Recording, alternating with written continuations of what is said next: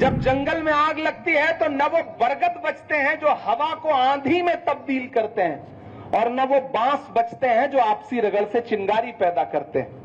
तो मत समझना डराने से डर जाएंगे, अब के सारी हदों से गुजर जाएंगे। इमरान प्रतापगढ़ी ने वक्फ को लेकर अमित शाह और देश पर जोरदार हमला किया। जी हां, प्रदेश में आयोजित सांप्रदायिक सौहार्द पर राष्ट्रीय बैठक में राज्यसभा सांसद और AICC अल्पसंख्यक प्रकोष्ठ के अध्यक्ष इमरान प्रतापगढ़ी ने मुख्य रूप से हिस्सा लिया। इस बैठक में सांप्रदायिक एकता और सामाजिक सद्भाव पर विचार विमर्श भी किया। मौत के नाम का खौफ देता है क्यों, मौत जिस रोज आएगी मर जाएंगे। मैं डरा नहीं, मैं झुका नहीं, कहीं छुप छुपा के खड़ा नहीं। विजयवाड़ा वालों, हर सितम का जवाब आएगा, देखना इंकलाब आएगा। हम सब वो कोशिश कर रहे हैं, तो मेरी हिम्मत को सराहो, मेरे हमराह चलो। मैंने एक शम्मा जलाई है अंधेरों के खिलाफ। मैं विजयवाड़ा आज ना आता, मेरे पास 50 बहाने थे। मैं कह सकता था कि मैं यहां मसरूफ हूं, वहां मसरूफ हूं। मैं मसरूफ था भी, मुझे झूठ नहीं बोलना था, मुझे सच बताना था। लेकिन जब विजय राव जी आए तो मुझे लगा कि एक इंसान जिसकी उम्र इतनी है, वो कितनी मोहब्बत के साथ चाहता है कि कम्युनल हार्मोनी पे बात हो, एकजुटता पे बात हो।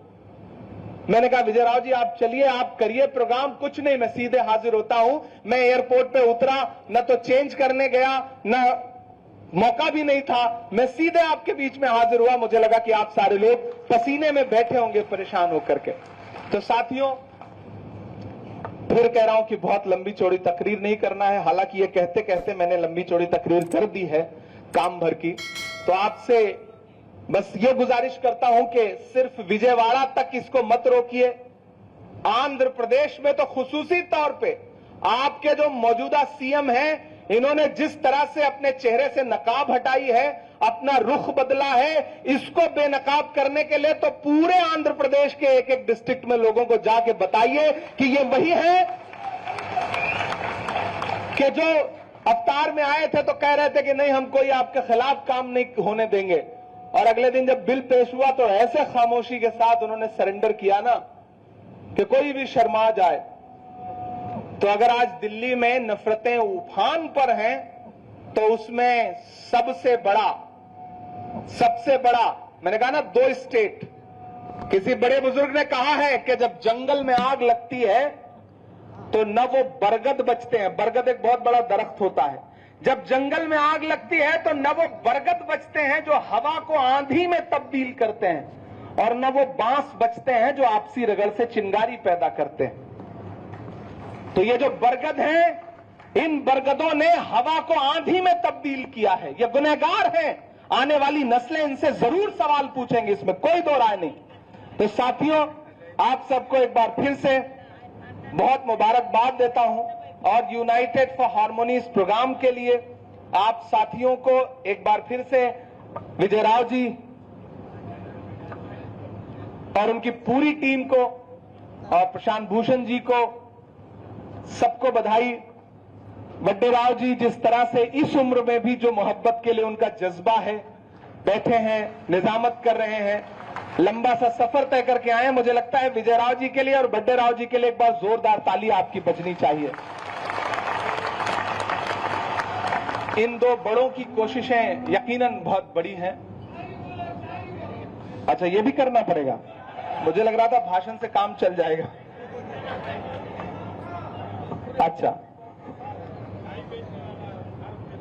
अच्छा, वो भी सुनाना पड़ेगा।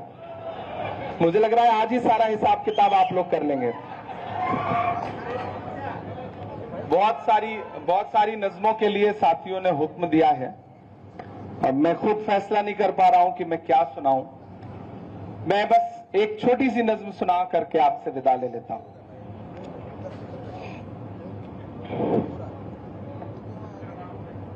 अच्छा, चंद्र बाबू पे, मैं आजकल नीतीश बाबू पे ज्यादा सुना रहा हूं। मत समझना डराने से डर जाएंगे। आप थक तो नहीं गए हैं? थके नहीं है ना? कि मत समझना डराने से डर जाएंगे, अब के सारी हदों से गुजर जाएंगे। मैंने पार्लियामेंट में कहा था कि जिले इलाही जमहूरियत जो है वो ठसक और अकड़ से नहीं चलती है। इसी ठसक के साथ देश की पार्लियामेंट में सीए का कानून भी लाया गया था ना, याद है आपको? और होम मिनिस्टर साहब ने क्रोनोलॉजी समझाई थी। लेकिन मैं मीडिया के साथियों को उस कानून का सच बताता हूं कि उस कानून के आने के बाद आज तक, जब नारा यह लगाया गया था कि पड़ोसी मुल्कों से हिंदू भाइयों को ला करके भारत की सिटीजनशिप दी जाएगी, लेकिन आप यकीन जाने ये डेटा है पार्लियामेंट का कि आज तक जब से वो कानून आया है 2000 हिंदू भाई भी नागरिकता लेने के लिए इनके पास नहीं आए, 2000 भी। लेकिन उसके उलट पिछले 10 साल में इस देश के 15 लाख से ज्यादा लोगों ने हिंदुस्तान की सिटीजनशिप छोड़ दी है और दूसरे देशों में जाकर के बस गए। मैंने उस दिन उनके मुंह पे कहा तो वो बगले झांकने लगे। मैंने कहा आप इसी जिद के साथ किसानों के खिलाफ भी कानून लाए थे और आपने बड़े बड़े फायदे गिनाए थे किसानों को कि ये जो फॉर्म्स लॉ हैं इनके बड़े फायदे हैं। जैसे आज वक्फ के कानूनों के बड़े फायदे गिना रही है भाजपा। मतलब ये कह रही है कि हम मुस्लिम बहनों के इंसाफ की बात कर रहे हैं, हम मुस्लिम बहनों को उनका हक देंगे। मैंने कहा बिल्किस बानो के बलात्कारियों की रिहाई पर उन्हें माला पहनाने वाले मुस्लिम बहनों के हक और इंसाफ की बात कर रहे हैं। उन्होंने कहा हम गरीब मुसलमानों को इसमें हक देंगे। मैंने कहा माइनॉरिटी मिनिस्ट्री का बजट कट करके, मौलाना आजाद नेशनल फेलोशिप बंद करके अब ये कह रहे हैं कि वक्फ के पैसे से मुस्लिम बच्चों की पढ़ाई पे ध्यान देंगे। उन्होंने कहा हम गरीब मुसलमानों का भला करना चाहते हैं। हमने कहा तबरेज अंसारी से लेकर पहलू खान से लेकर के अखलाक से लेकर के कई सारे लोगों को मॉब लिंचिंग में मारने वाले लोगों की हिमायत करने वाली पार्टी के लोग ये कह रहे हैं कि हम वक्फ बिल से मुसलमानों की हिमायत की बात करेंगे।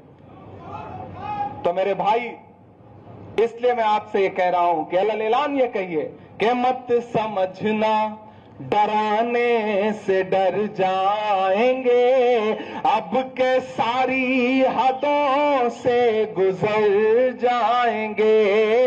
मौत के नाम का खौफ देता है क्यों, मौत के नाम का खौफ देता है क्यों, मौत जिस रोज आएगी मर जाएंगे। मत समझना कि हमने ज़मज़म दिया, आबे गंगा दिया।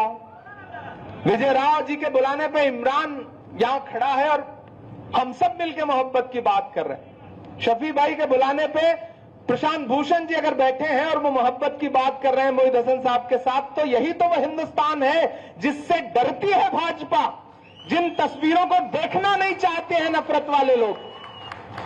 कि हमने ज़मज़म दिया, आबे गंगा दिया, तुमने भारत को दंगा ही दंगा दिया। और अगली जो तो लाइन है ना उस पर तैयार रहिएगा, आपका एक एक हाथ उठना चाहिए। कि हमने ज़मज़म दिया, आबे गंगा दिया, तुमने भारत को दंगा ही दंगा दिया। तुमने एक रंग के ख्वाब देखे मगर, तुमने एक रंग के ख्वाब देखे मगर, हमने हिंदुस्तान को तिरंगा दिया।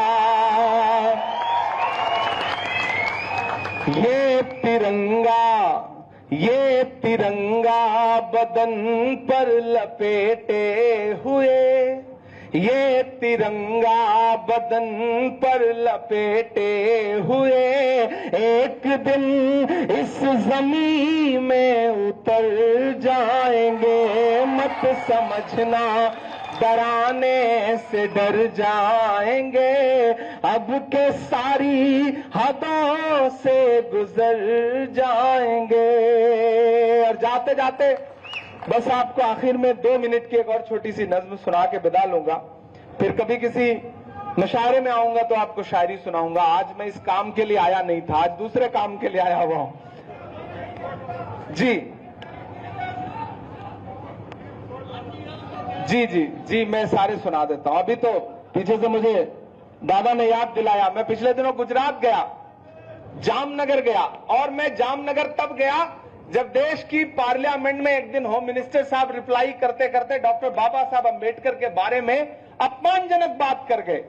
उन्होंने कहा कि अंबेडकर, आप लोग अंबेडकर अंबेडकर अंबेडकर अंबेडकर करते हो, अगर इतना भगवान का नाम लेते तो स्वर्ग मिल जाता। मैं सामने बैठा हुआ था, मैं पहला आदमी हूं जिसने सबसे पहले इस बात को पकड़ा और मैंने बाहर निकल करके मीडिया से कहा कि आज होम मिनिस्टर साहब ने डॉक्टर बाबा साहब अंबेडकर का अपमान किया है और इसका खामियाजा उन्हें भुगतना पड़ेगा, उन्हें देश से माफी मांगनी पड़ेगी। और अगले दिन ऐसा हुआ कि माफी मांगनी पड़ी, प्राइम मिनिस्टर साहब को कई बार ट्वीट करने पड़े।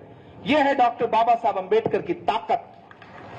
आप सोचिए, डॉक्टर बाबा साहब अंबेडकर की ताकत यह है तो उनके दिए गए संविधान की ताकत क्या है, जिसे कुचलना चाहती है भाजपा, जिसे बर्बाद करना चाहती है भाजपा। और उसके 5-6 दिन बाद मैं गुजरात गया तो वही है ना कि डराने की कोशिश होती है। मैं गया एक शादी प्रोग्राम में, तो मैं वहां से लौट के आया, मैंने वहां कोई नज्म पढ़ी भी नहीं। जब मैं लौट के आया तो एक नज्म जो है, ऐ खून के प्यासों बात सुनो, गर हक की लड़ाई जुल्म सही, हम जुल्म से इश्क निभा देंगे। ये एक नज्म मेरे सोशल मीडिया के साथियों ने, जो वीडियो बड़ा खूबसूरत सा था, मुझ पे फूल बरस रहे थे, उन्होंने लगा के डाल दिया। तो मुझे मीडिया के जरिए पता चला कि 5 दिन बाद आपके खिलाफ जामनगर में FIR हो गई।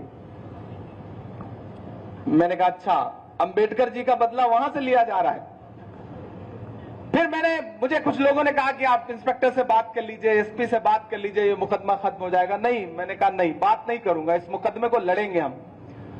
और मैं हाई कोर्ट गया, प्रशांत जी यहां बैठे हैं, हाई कोर्ट गया, 56 मिनट बहस हुई।